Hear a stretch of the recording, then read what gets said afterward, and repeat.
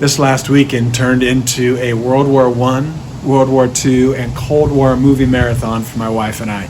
We didn't start the weekend that way, but we had a few afternoons that there wasn't much going on, and so we sat down and one after another we started picking off all these movies.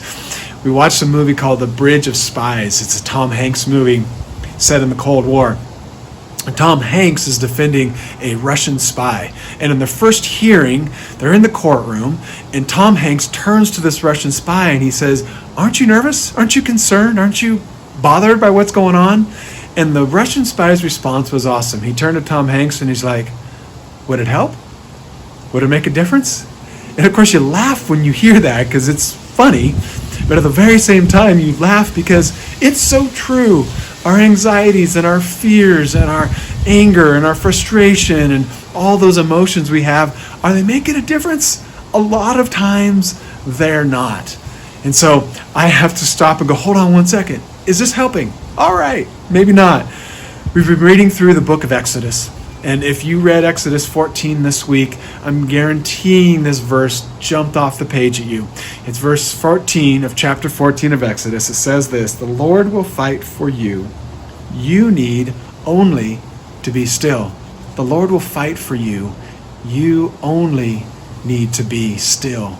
So the Israelites found themselves between the proverbial rock and a hard place. They found themselves with a big old sea, water on one side, and on the other side was the desert and the Egyptian army.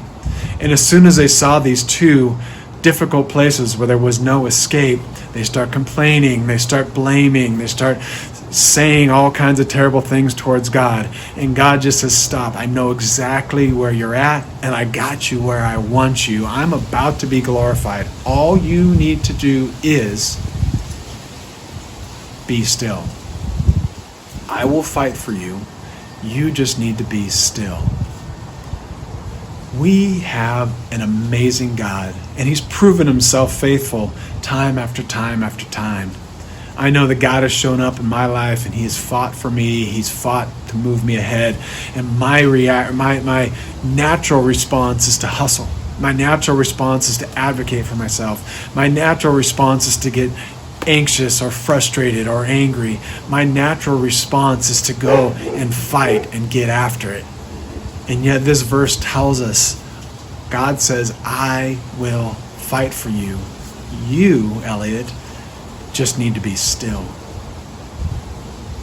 I don't know all the circumstances in your life today, but for whatever you go through today, I want you to remind yourself when you're tempted to advocate, to hustle, to fight, to move forward, to just state your case.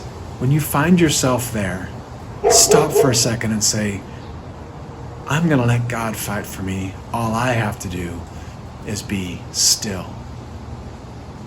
I'm going to let God fight for me. I'm just going to be still today."